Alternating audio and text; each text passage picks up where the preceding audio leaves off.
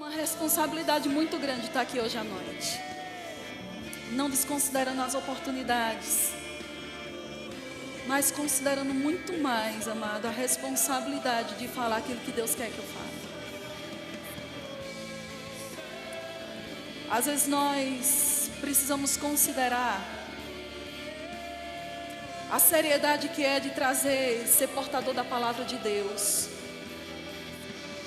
Nós precisamos ter cuidado de saber o que é que o Espírito Santo quer que a gente fale. Porque só Ele conhece os corações e só Ele sabe suprir necessidades como ninguém.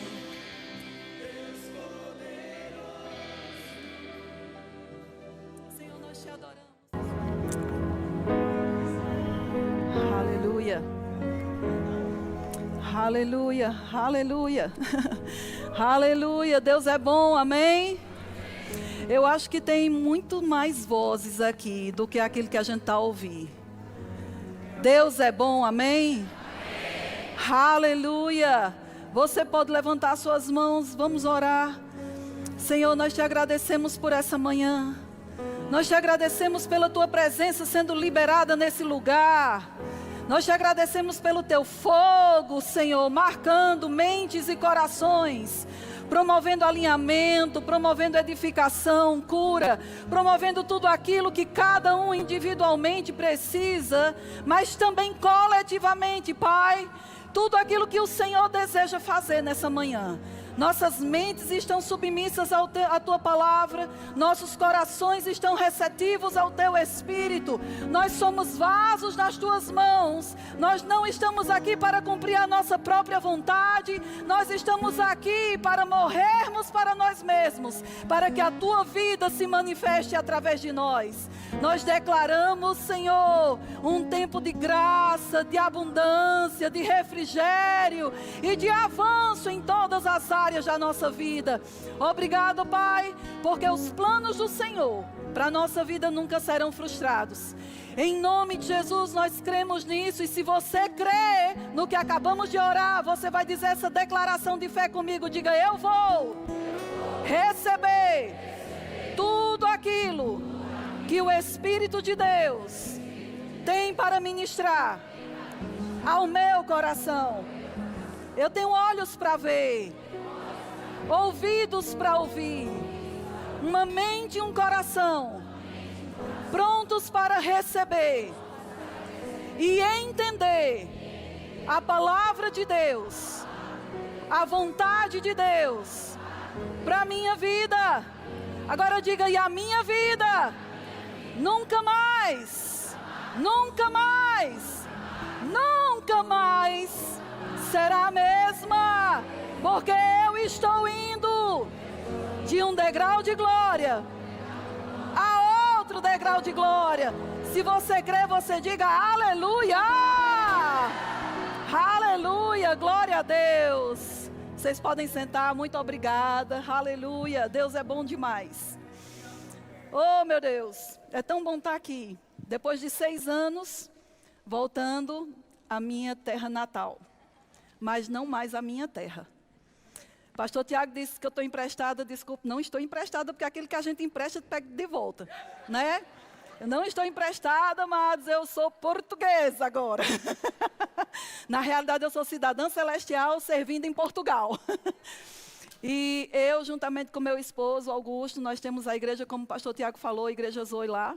E nós estamos nos levantando com tantos outros, sendo luzeiros naquele lugar para espalhar a palavra da fé, daquilo que tem o poder de mudar a vida e o coração das pessoas. Amém? Aleluia. É uma honra. Muito obrigado pelo convite, mesmo você tendo... Não vou dizer que ele estragou minhas férias, me botando para trabalhar, mas tudo bem.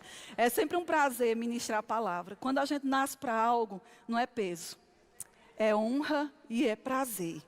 Amém? Então, existem coisas, queridos, no meu coração. Eu estava a orar, perguntar ao Senhor: Senhor, Campina Grande é um celeiro de tantos ministros preciosos. Tantas pessoas preciosas já passaram por aqui, passam por aqui. E talvez o que eu tenha para ministrar hoje pela manhã não seja uma novidade para você. Mas foi o que levantou no meu coração. E antes da gente começar, eu queria dar 2 anúncios. Primeiro, um beijo enorme para nossas ovelhinhas que estão nos assistindo agora. Estamos cheios de saudade de vocês e daqui a pouquinho a gente chega. Mas também eu quero indicar esse livro. Sabe, vocês não têm ideia o que o material literário sendo produzido pode afetar a vida de pessoas. Amados, a Europa é um continente onde está sendo, vamos dizer assim, evangelizado, voltando a ser evangelizado com a palavra. E sabe, os livros que vocês têm aqui disponível tão fácil, para a gente chega mediante um sacrifício tão grande. E a gente sabe o quão é importante a gente ir lá ter literatura disponível para auxiliar no pastoreado. Essas ferramentas que vocês têm aqui, não desprezem, leiam, aproveitem. E eu não estou fazendo propaganda disso para você dar dinheiro para a livraria. Isso é crescimento e investimento na sua própria vida, no seu futuro e no propósito que Deus tem para a sua vida. E eu quero indicar esse livro porque é ele que eu estou lendo agora. O Caminho de Deus para a Saúde Mental. Quando eu vi o título desse livro, a gente sempre pensa, né, saúde mental, isso é coisa para doido. Mas só que existe um tipo de loucura que não precisa ser curado, que é aquela loucura que nós somos, né? Deus nos chamou para sermos como loucos para esse mundo. Então, esse tipo de loucura não precisa de restauração, precisa ser intensificado. Mas existe algo, amados, que nós precisamos entender de como nós precisamos administrar a nossa alma. E às vezes nós estamos deixando elas soltas demais. Deixamos que qualquer pensamento pouse na nossa cabeça. Somos influenciados e determinados por pensamentos que a gente nem passa pela peneira para saber se é de Deus ou não. E a gente precisa ter cuidado com aquilo que chega na nossa cabeça, porque o que chega na nossa cabeça provavelmente descerá para o nosso coração. E é do nosso coração que procedem as saídas da vida. Então, hoje pela manhã eu estava meditando em algo. E eu queria que o pessoal da mídia colocasse uma imagem. E eu queria começar a ministração de hoje pela manhã lendo isso para você. Uma frase de John Wesley que diz assim: Senhor, me dá 100 homens que odeiem o pecado e não desejem mais nada além de ti. E eu abalarei o mundo.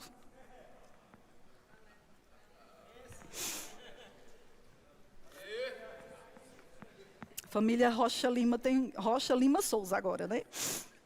Quase a gente não chora.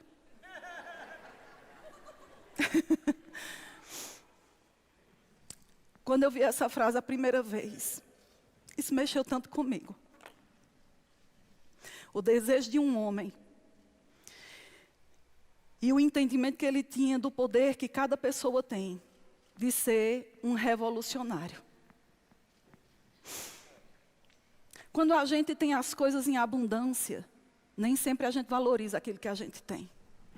Até que a gente vá para um território onde a gente não tem mais em abundância aquilo que a gente sempre teve e nunca pensou que seria tão valioso. Há uns anos atrás, quando eu ainda morava em São Paulo, o Senhor colocou uma palavra no meu coração que foi tema de uma ministração, que é cabe, mas não encaixa. Talvez os paulistas que estejam aqui lembrem dessa mensagem. E eu lembro que durante minha vida, eu sempre ouvi profecias, às vezes dadas a pessoas, que chegavam na frente de algumas pessoas e diziam assim: Deus tem um propósito para ti. E é verdade. Isso é 100% verdade. Mas quando essas profecias muitas vezes eram dadas, parecia que quem não recebia essa palavra não tinha propósito. Estava desprovido de algo, de uma palavra divina, ou criada algo especificamente para aquela pessoa. Até que quando a gente começa a conhecer a palavra de Deus, a gente sabe que Deus não fez ninguém desprovido de propósito. Todos nós, sentados aqui hoje pela manhã, tem um propósito divino para cumprir. Todos nós, talvez você nem tenha ideia do que você é. Talvez você até faça coisas e esteja envolvido na obra do Senhor, esteja servindo em departamentos, e sem saber a razão para a qual você foi criado. Mas sabe, o ponto, queridos, que eu quero abordar hoje pela manhã, não é se temos ou não propósito, porque a palavra diz que temos. Mas nós precisamos ter o entendimento de que um propósito não foi dado a nós. Eu quero que você pense comigo hoje pela manhã, que se eu chegar para alguém hoje e disser assim, olha, eu estou dando esse cálice para você, você pode fazer o que você quiser com esse cálice uma vez que ele chegue na sua mão. Concordam comigo? Vamos lá, gente. Porque o cálice foi dado. Quando algo me pertence, eu administro aquilo como eu quero. Você concorda que se o cálice é meu, eu posso dar esse cálice para outra pessoa? Eu posso deixar ele esquecido aqui em cima da mesa? Eu posso jogar ele no chão e quebrar? Eu posso fazer o que eu quiser com ele, porque ele é meu. E às vezes esse é o nosso grande problema, que nós pensamos que Deus nos deu um propósito, e que nós temos a liberdade de fazer com esse propósito aquilo que a gente pensa. Só que o conceito está totalmente equivocado, porque Deus não te deu um propósito. O propósito é mais velho e mais antigo que você. O propósito foi criado primeiro. E o propósito existe quando Deus pensou em algo. Ele disse, eu preciso criar alguém para cumprir esse propósito. Então não é você que administra o propósito, é o propósito que administra a sua vida.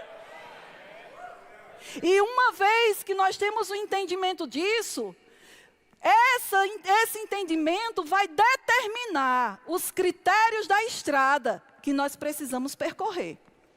Por quê? Porque quando eu penso que a minha vida é minha, eu não tenho critérios com quem eu ando, eu não tenho critérios com o meu tempo com Deus, eu não tenho critérios, o lugar certo para congregar, o que fazer, como fazer, com quem fazer e como, onde fazer. Só que nós sabemos que se nós estivermos associados às influências erradas, você pode até começar bem e terminar muito errado. Porque não é sobre como você começa, é como você termina. Todo mundo começa dando pulos deste tamanho. E todo mundo tem momentos na junção coletiva, onde nós pulamos, gritamos. A unção, ela tem o poder não só de afetar o nosso espírito, mas também de causar, às vezes, sensações na nossa alma e no nosso corpo. Eu estou arrepiada agora. Mas isso não quer dizer absolutamente nada.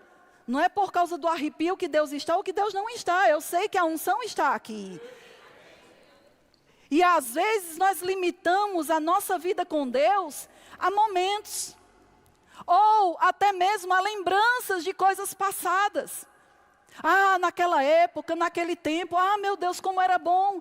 Ai, quando foi aquele período que eu fiz isso, ou naquela fase da minha vida, glória a Deus. E a gente vive com lembranças de coisas que já foram. Só que a palavra de Deus diz, não considereis as coisas passadas, não vos lembreis das coisas antigas. E a gente acha que esse versículo se aplica apenas a esquecer as coisas ruins. E às vezes a gente está parando por causa das coisas ruins do passado, mas também paramos por causa das lembranças das coisas boas do passado. Porque nos tornamos saudosistas e não pensamos que o melhor não ficou lá atrás, porque o melhor está apenas começando. Sabe, amado, quem me conhece sabe, eu não vim aqui fazer miminhos em você. Nós precisamos de 100 homens, 200, 300, porque tem um mundo que precisa ser abalado. E esse mundo que precisa ser abalado, não será abalado com um crente meia boca. Não será abalado com um crente apenas frequentador de igreja. Sabe, a gente, desde que eu fui morar em Portugal, muitas pessoas entraram em contato comigo dizendo que tem chamada para as nações, chamada para Portugal, chamada para isso, chamada para aquilo. E eu te digo, elas já começam com a pergunta errada, como é morar em Portugal? Dá dinheiro? Olha, eu estou disponível se vocês quiserem, ou seja, me banque. Mas eu conheço, e talvez você conheça também. Eu não vou falar de outros exemplos que temos vários, mas eu conheço um casal que saiu da sua terra, que não tinha proposta nenhuma para o lugar onde Deus havia enviado. E eu não estou falando para a gente desconsiderar estrutura, tempo de preparação e fazer parcerias. Mas muitas vezes a gente se coloca numa posição confortável demais. E acha que a gente só pode obedecer a Deus quando tudo estiver pronto. Já imaginou se Abraão tivesse pensado assim quando Deus disse: ei, Abraão, sai da tua terra e da tua parentela. Senhor, peraí que eu preciso levantar aqui, eu preciso saber como é que vai ser. Não, amados, simplesmente Abraão creu na palavra e obedeceu a palavra. Nós estamos cômodos demais na nossa praticidade. Nós estamos cômodos demais na nossa área de conforto. Quando nós precisamos levantar um nível de indignação no nosso coração e dizer: a vida que eu estou vivendo não é boa ainda suficiente, porque tem mais. A gente acha que pelo fato de ter necessidades supridas, de estar fazendo algo por fora, de estar até mesmo pregando ou servindo na igreja, está tudo certo. E eu quero abrir um parêntese muito grande. Eu não quero que você interprete errado isso que eu estou a dizer, que essas coisas não têm valor. Mas a gente entra no piloto automático para avaliar a nossa vida através daquilo que fazemos. E não por causa de uma consciência interior que nos ensina a sermos sábios para discernir os tempos e as estações de Deus na nossa vida. Eu te pergunto, você sabe que estação você está a viver agora? Porque provavelmente a estação que você está vivendo na sua vida não é a estação que a pessoa que está sentada do seu lado esteja a viver. Quando nós estávamos vindo para cá, agora, semana passada, Portugal agora é inverno. E o inverno da Europa não é como o inverno daqui de Campina Grande. De 20 graus, 18 graus. A gente saiu de casa, estava 6 graus. E a gente saiu cheio de roupa, com casacos pesados, com blusa térmica, para poder ter condições de sair de casa. E a gente não ia fazer um roteiro para outro país frio. Meu Deus do céu, nunca passei tanto calor aqui em Campina Grande. E sabe, mas a estação que a gente está a viver lá é inverno. As roupas que a gente tinha que usar requeriam que a gente tivesse um tipo de roupa mais pesado, para nos proteger, para nos guardar, para nos deixar confortáveis. Mas à medida que a gente entrou no avião e estava vindo para cá, o clima foi esquentando. E a gente precisou começar a se descascar. A gente, em cada parada, a gente ia na casa de banho. Peraí. A gente precisou ir no banheiro. Para poder tirar alguma coisa.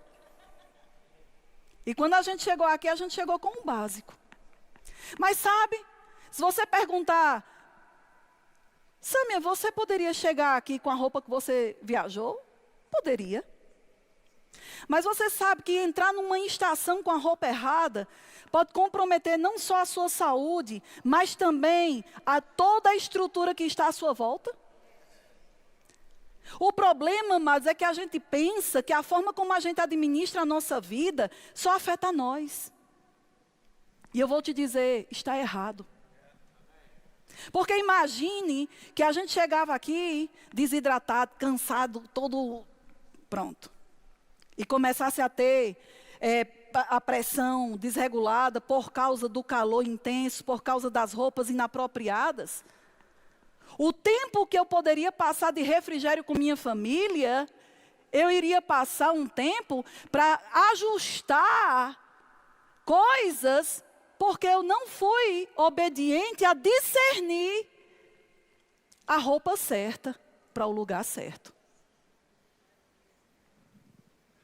E às vezes nós entramos no piloto automático, achando que a gente pode fazer qualquer coisa. E tudo está a mesma coisa. E existem pessoas aqui pela manhã que talvez o seu tempo seja um tempo de primavera, onde coisas começaram a florescer na sua vida. E o que requer de você é um tipo de procedimento que quem está vivendo a fase do inverno não vai viver. Não naquele momento, não naquela estação.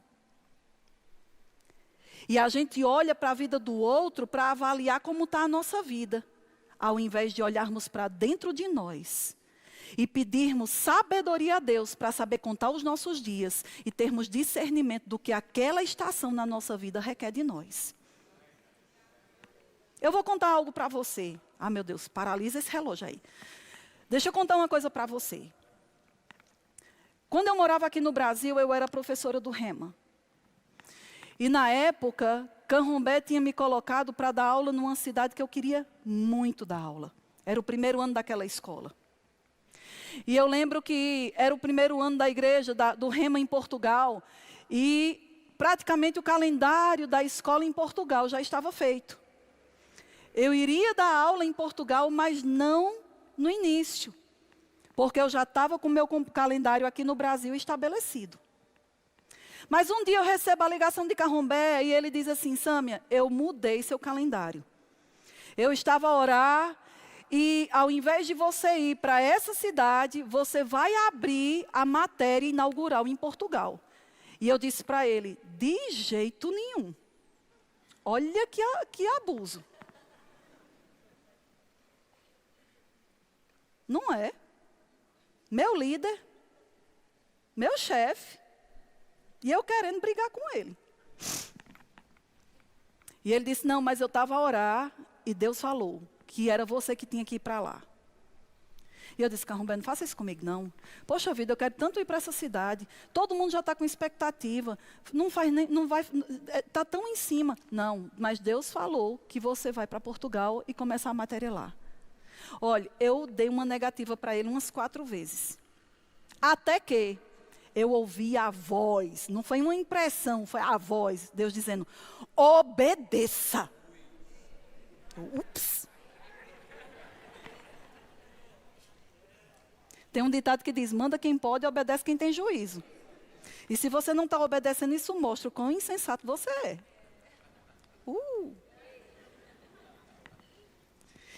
E aquilo ali trouxe temor. E eu disse: tá bom, eu vou. Mal eu sabia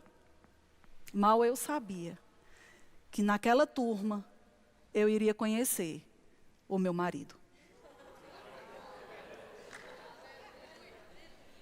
E sabe, queridos, eu chamo Canrombé, né? Além de chamar ele de amado mestre, eu digo que ele é meu pai e meu cupido. Porque ele foi o responsável por fazer sem nem saber. E sabe, eu vou te dizer uma coisa, esse é o nosso problema. Às vezes nós queremos saber demais para obedecer. Às vezes nós queremos tocar para saber ou para verificar se é real ou não. Pode descer? Não vou tirar o sapato hoje não.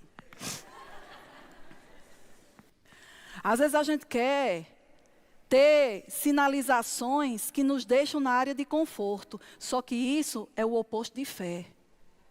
Porque fé não é um sentimento, fé é uma certeza. É uma convicção do que Deus fala. Que muitas vezes, para não dizer na maioria das vezes, vai contrariar o que a sua cabeça diz, o que os seus sentimentos dizem. E muitas vezes até mesmo o que pessoas dizem. Porque muitas vezes pessoas não estão dentro do teu espírito para saber o que Deus tem comunicado a você. E quando eu falo isso, eu quero já dar um contraponto para você não pensar que você está desprovido de ouvir os seus líderes. Porque Deus não vai falar com uma ovelha sem falar com o seu pastor. Um aleluia, um amém, quem dá mais? O problema é que nós estamos independentes demais. Nós estamos independentes demais para pensar, nós estamos independentes demais para administrar a nossa vida, nós estamos independentes demais para fazer o que a gente quer, mas quando a corda se parte, pastor, ore por mim. E nós estamos mais trabalhando para reparação de problemas do que para avanço de propósito. E eu te pergunto, é essa a vida que você quer viver? Eu queria que você abrisse sua Bíblia. Vamos abrir a Bíblia, que é bom, né? O pessoal da mídia disse, quais são os versículos que você vai usar? Eu disse, pergunta difícil, amada. É o que Deus vai dizendo na hora. Vamos lá. Efésios capítulo 4, acredito que todo mundo aqui já leu essa passagem, já viu essa passagem. Efésios capítulo 4 fala sobre, entre tantas coisas, os 5 dons ministeriais. Eu não quero me pegar o texto do início, mas a gente vai ler apenas, começando do versículo 10, que diz assim: aquele que desceu é também o mesmo que subiu acima de todos os céus para encher todas as coisas. Diga, encher todas as coisas. Às vezes a gente lê essa passagem e a gente passa desapercebido. O que é encher todas as coisas? Dá um senso de completar, de não deixar nada vazio nem desfalcado, mas de deixar tudo preenchido e ordenado para que funcione bem. E aí no versículo 11 ele diz assim: e esse mesmo que desceu e que também subiu, ele mesmo concedeu, deu uns, não todos, mas uns. Para quê? Para apóstolos, outros para profetas, outros para evangelistas e outros para pastores e mestres. Agora, às vezes a gente acha que isso aqui é um cargo, é um título. O que é que você é? E a gente chega e faz assim, né? Para dizer assim a patente. Eu sou profeta fulano de tal, ou apóstolo. Nada de errado. Mas a gente usa muito o que é uma função como uma patente. E a gente perde o senso do que é a responsabilidade de fazer. Lá, dentro das nossas andanças, a gente vê que existem pessoas que elas são fiéis e trabalham para sentar nas primeiras cadeiras. Como se sentar na primeira cadeira tivesse poder e graça para você ser um crente bom. E a gente corre, se esmera e se dedica para ser fiel para chegar naquele ponto. E nada de errado, porque a palavra de Deus diz que nós precisamos, se aquele que almeja o episcopado, excelente obra almeja, tudo bem. Mas que o senso que deve estar dentro de nós não é trabalhar para chegar lá. Porque nós estamos administrando a nossa vida em função de um nome. E não de uma essência ou de uma identidade que nós temos. Você não foi chamado para, você é.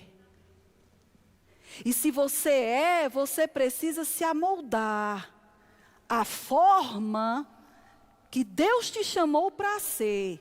Porque aquilo que você é chamado para ser, não é para você.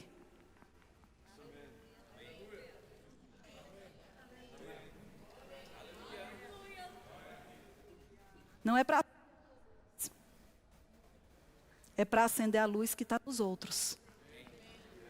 É para que através daquilo que foi confiado a você, seja o nome que tenha, você sirva de inspiração para as pessoas que convivem contigo. E não colocar o foco em mim, mas servir. Porque a graça de viver o evangelho é servir. E nós estamos vivendo a graça, recebemos a graça de viver o Evangelho para ter. E nada de errado em ter, mas o ter não é o objetivo, é a consequência da vida de obediência que nós temos diante do Senhor. Porque aquele que obedece aos princípios do Senhor, ele não precisa correr atrás de coisas, porque a palavra de Deus diz que essas coisas correrão atrás de nós.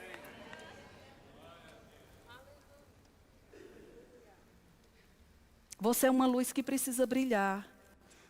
E ele diz, para que foi que foram estabelecidos esses dons? Para que foram estabelecidas na igreja? E ele diz, com vistas ao aperfeiçoamento dos santos. Ou seja, os 5 dons ministeriais é para te lixar mesmo. É para te aperfeiçoar. Aperfeiçoar significa que a gente precisa observar aquilo que não está no lugar e trazer para o lugar, pela palavra, pela correção, pelo aconselhamento, mas não pode ficar do mesmo jeito. E hoje nós queremos que aquilo que Deus colocou para meios de instrução e aperfeiçoamento para a nossa vida, fale o que a gente gosta de ouvir. E aquilo que a gente gosta de ouvir nunca vai nos tirar da nossa área de conforto para aperfeiçoar aquilo que não está no lugar certo. Nenhum amém, só um é verdade. Amém. O que mais? Com vistas ao aperfeiçoamento dos santos para o desempenho do serviço. Aí a gente quer fazer o serviço sem estar aperfeiçoado. Sâmia, você quer que eu primeiro fique perfeito para servir? Não estou falando de perfeição. Mas é de uma consciência constante até a volta de Jesus que nós precisamos ser aperfeiçoados. Aí ele diz, para a edificação do corpo de Cristo. E até quando que você vai ter o seu pastor pegando no seu pé? Ou os ministros daqui pegando no seu pé? Sabe quando? Até que todos cheguemos à unidade da fé e do pleno conhecimento do Filho de Deus. Sabe até quando é que isso vai ser? Até a volta de Jesus. Agora, eu quero parar nessa parte aqui. Até que todos cheguemos à unidade da fé. Sabe, há uns anos atrás, quando eu li essa passagem, eu achava que unidade da fé era todo mundo estar nivelado no mesmo nível de fé. E não é. E estar todos na unidade da fé fala sobre todos estarem concordemente olhando para a mesma coisa. Eu vou dar-lhe um exemplo. Lá, eu vou falar da realidade em Portugal. Lá em Portugal, nós temos igrejas que nem creem mais na volta de Jesus. Orem pela Europa, amados. Nós temos igrejas que criam nos dons. E o que eu estou relatando para você foi o próprio pastor dessa igreja que falou.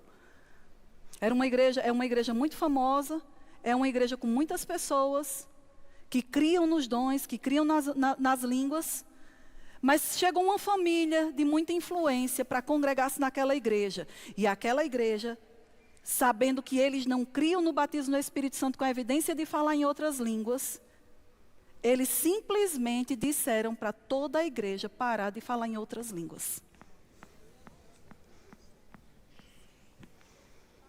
Por quê? Mascarado debaixo de uma falsa bandeira de inclusivismo. Para que os irmãos não se sintam deslocados no nosso meio. Eu quero trazer um entendimento para você. A palavra de Deus diz que o Evangelho é o poder de Deus para a salvação de todo aquele que nele crê. A palavra cristianismo é ser como Cristo. A palavra arrependimento denota uma mudança de direção. Cristianismo não é eu pegar a parte que eu gosto para adaptar a minha vida. É eu pegar a minha vida e encaixar segundo aquilo que a palavra de Deus diz que eu devo ser. Agora, talvez alguns de vocês não saibam, existe uma ideologia, uma filosofia chamada humanismo. O que o humanismo prega? Que você pegue aquilo que mais se adequa ao seu estilo de vida, contanto que você não saia da sua área de conforto. Para trocar, né? Tá bem. Aleluia. Então, o que é que acontece? O humanismo faz a gente ficar vivo. Alguém não entende, ninguém entendeu, acho. O humanismo faz você ficar bem vivo. E o evangelho faz você ficar bem morto. É isso mesmo. O humanismo diz: faz o que tu queres. Você não precisa estar num lugar onde você é desagradado. Você não precisa estar com pessoas que não reconhecem o que você tem. Deixa eu te dar uma ideia, mais ou menos, de como foram meus primeiros anos em Portugal. Existe um preconceito em Portugal com os brasileiros, e de uma certa forma existe uma razão disso. Muitos brasileiros viajaram e fizeram estragos na Europa, principalmente mulheres. Então, as mulheres que foram para lá 20, 30 anos atrás, acabaram casamentos, acabaram com heranças, acabaram com estruturas familiares e tocaram terror. Então, todas as pessoas que olham para uma mulher casada com um português, geralmente ela vai ser interpretada como uma dessas mulheres. Quando eu casei com meu marido, e talvez você não perceba, mas ele é português, embora ele esteja falando nordestino já, por causa da influência minha, que é mais forte, ele é tuga. Quando eu cheguei lá e as pessoas percebiam que eu era brasileira e ele era português, muitas pessoas me rejeitaram. As pessoas começaram a me discriminar por causa da minha nacionalidade. E da mesma maneira que eu era rejeitada, eu passei a rejeitá-los também. Porque eu comecei a criar aversão àqueles que tinham aversão a mim. E um dia, o Senhor falou comigo: se você não mudar a atitude do seu coração, o seu propósito de vir para cá vai ficar simplesmente anulado. Eu chamei você não para dar o troco, mas ser uma influência para que eles conheçam o que é andar em amor, perdão. E às vezes nós jogamos frases dizendo assim: tá tudo certo, corre atrás dos teus sonhos. E mal a gente percebe que a gente está pregando humanismo dentro da igreja e está tornando as pessoas vivas e perdem a noção de que elas foram chamadas para cumprir um propósito que é maior do que elas, e que é esse propósito que tem que guiar a nossa vida, as nossas decisões e até mesmo as pessoas e o lugar onde a gente deve estar. É fácil a gente rejeitar quem nos rejeita. As pessoas que mais me rejeitaram eram as pessoas que mais precisavam ser amadas. E era fácil elas rejeitarem, porque tudo que elas conheciam era rejeição. É fácil a gente taxar uma pessoa que a gente mal conhece como carnal, não dá valor. Mas a gente não tem o discernimento de olhar as pessoas como indivíduos e saber que dentro daquele indivíduo tem um propósito. E que se Deus colocou aquela pessoa na nossa vida, nós podemos marcá-la de alguma forma. E o que é que vai determinar? Mas Sâmia, se ela não quiser, aí o problema não é seu. E no dia da prestação de contas, você não vai ter a responsabilidade daquela pessoa na sua vida.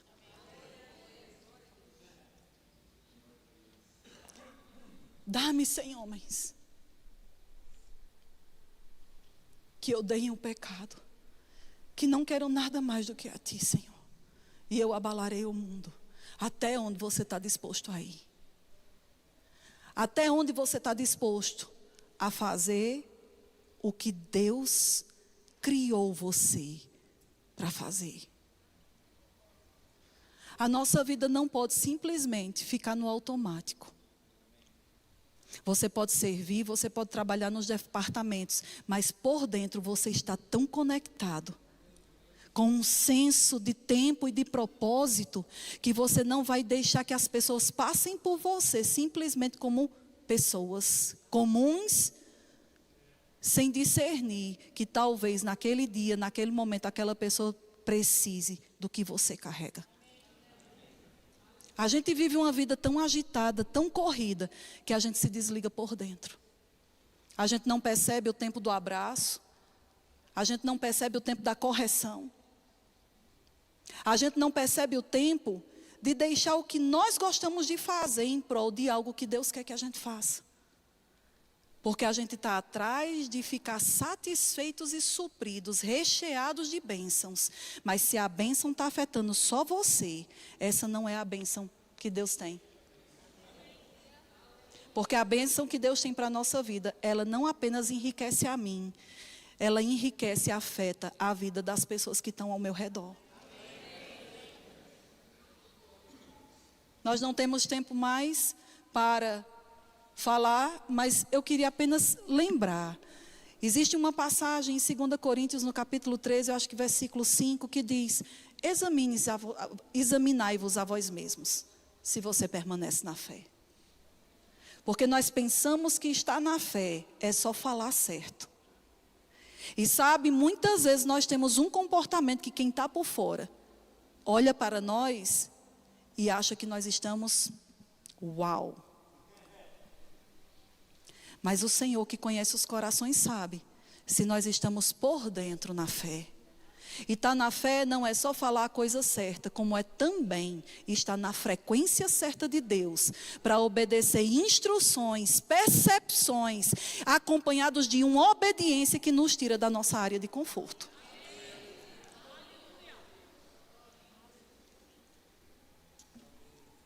Essa frase queima no meu coração. Eu quero ser, Senhor, uma dessas pessoas. Eu quero que a minha vida tenha sentido. Eu quero que a minha existência faça a diferença na vida de outras pessoas. Quando eu casei com Augusto, eu caí de paraquedas no pastorado de uma igreja. E eu cuspi para cima. Eu disse: eu nunca quero casar com um pastor. Nunca.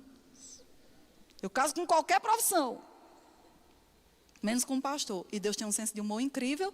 Então, por favor, nunca diga nunca, porque você pode ser a próxima vítima. Mas sabe, quando eu cheguei em Portugal, eu tive dificuldade para entender a estação que eu estava a viver. Porque eu estava acostumada com o ritmo e a estação do Brasil. E no início eu fiquei desorientada sem saber, meu Deus, o que é que eu sou agora? Que eu nem sabia mais o que é que eu era. Porque agora a forma de ser, o chamado não mudou, mas a forma de apresentá-lo sim. Discirna o tempo de Deus na sua vida. Discirna que estação você está a viver. Cuidado para você não estar tão agarrado a coisas, quando é a estação de você deixar coisas.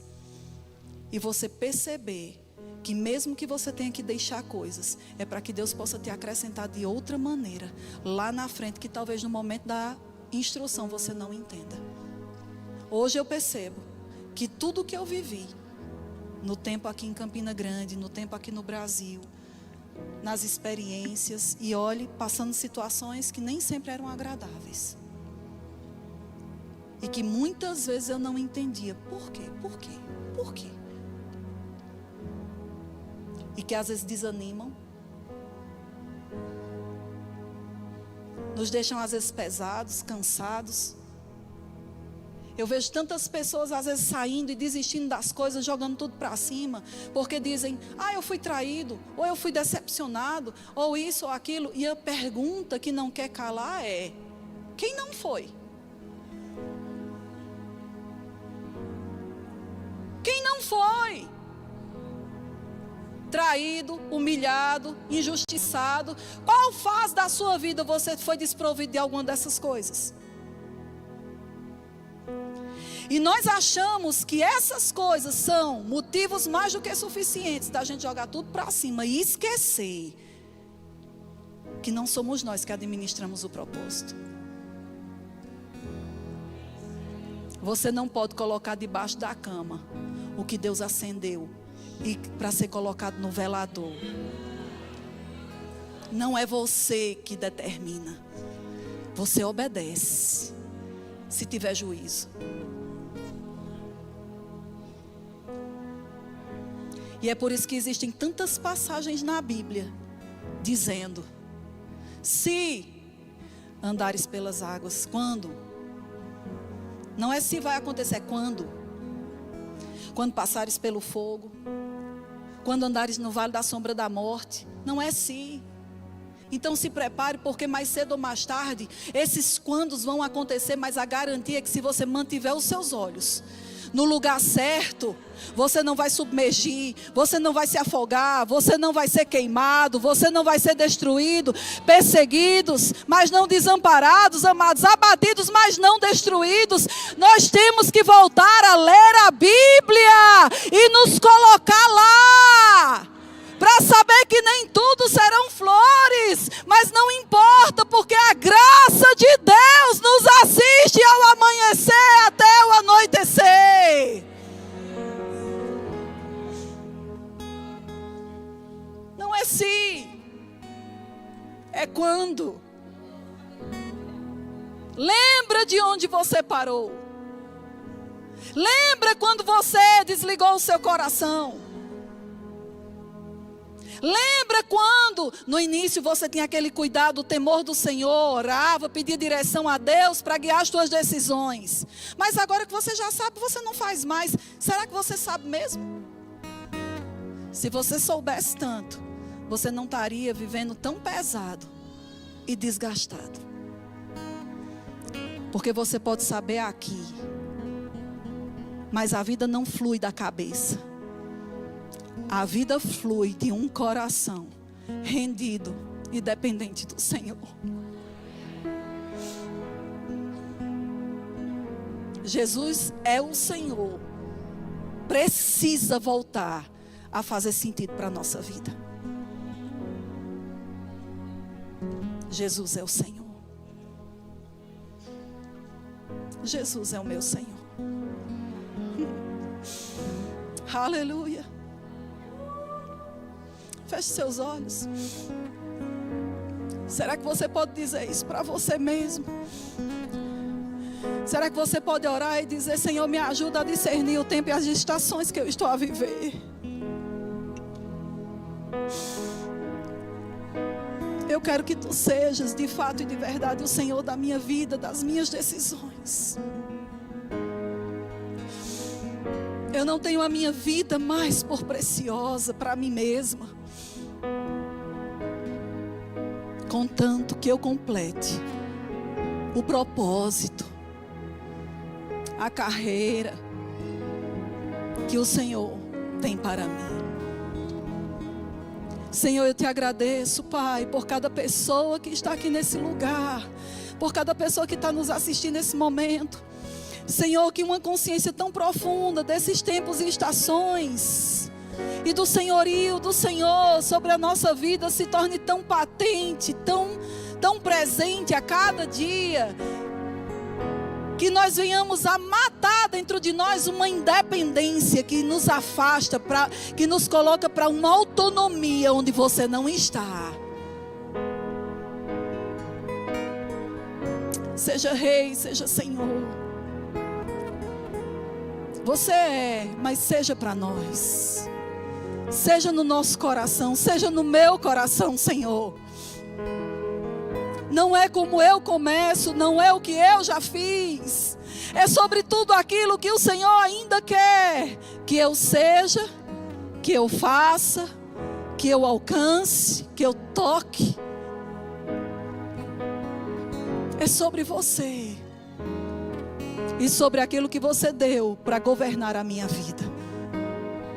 Que uma profunda consciência dessas coisas venha sobre nós e que ajude a guardar as nossas decisões, as nossas amizades, as nossas influências, os nossos passos e até mesmo a maneira pela qual nós nos submetemos às pessoas que você colocou sobre a nossa vida para nos guiar à unidade da fé, à visão, ao propósito que o Senhor tem. Não correndo cada um para um canto, mas correndo todos juntos em direção ao prêmio da soberana vocação. Em nome de Jesus. E se você crê, você diz amém. Aleluia. Você recebe essa palavra? Diga: Jesus é o meu Senhor.